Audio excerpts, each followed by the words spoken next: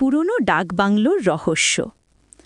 পাহাড় ঘেরা ছোট্ট গ্রাম ভেলাছোড়া, শহর থেকে অনেক দূরে, যেখানে সূর্য ডোবার পর নিস্তব্ধতা নেমে আসে।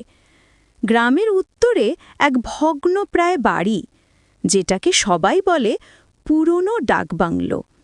বলা হয় ব্রিটিশ আমলে এই বাংলোতে সাহেবরা রাত কাটাত, কিন্তু এক রাতে সেখানে ঘটে গিয়েছিল এক অমানবিক হত্যাকাণ্ড। সেই ঘটনার পর থেকে কেউ আর সেখানে পা রাখে না।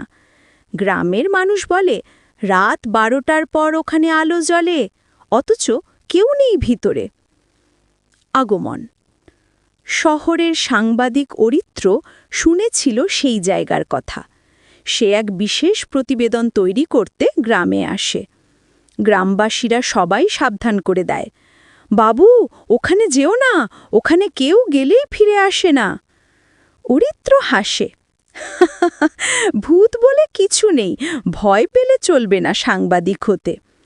রাত 9টার সময় হাতে টর্চ আর ক্যামেরা নিয়ে সে ঢুকে পড়ে ডাকবাংলোর ভেতরে। বাংলোর ভিতর এক অদ্ভুত গন্ধ, ছাদের কোণে বাদরের শব্দ, জানলার কাঁচ নড়ছে হাওয়ায়। দেওয়ালের ওপর মলিন ইংরেজি লেখা, ওয়েলকাম ব্যাক ক্যাপ্টেন ব্লেক।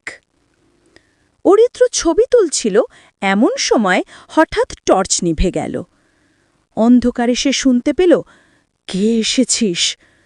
ভয় সে থমকে দাঁড়ায়, কিন্তু কণ্ঠটা যেন দূর থেকে নয়, ঠিক তার পেছনে।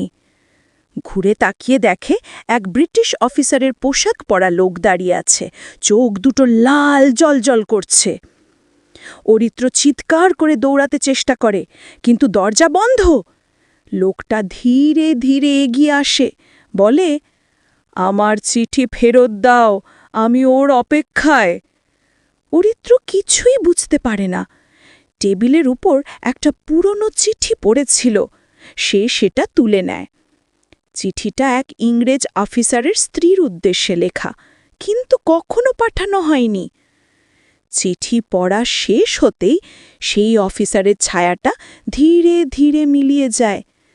চিঠির শেষ লাইনে লেখা ছিল, যদি এই চিঠি কেউ পড়ে, যেন আমি আর মুক্ত নই।